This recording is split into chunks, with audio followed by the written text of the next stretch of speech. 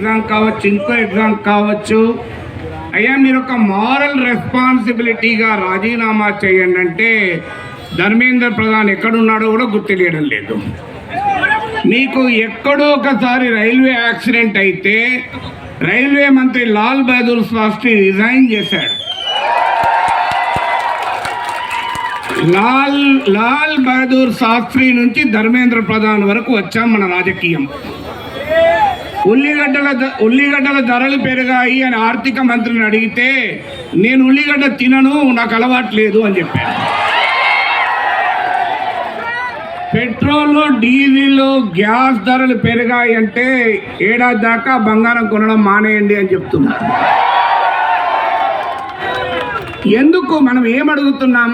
అయ్యా ధర్మేంద్ర ప్రధాన్ రాజీనామా చేస్తే సోనం వాంగ్చుక్ ఏం కాడు ఎడ్యుకేషన్ మినిస్టర్.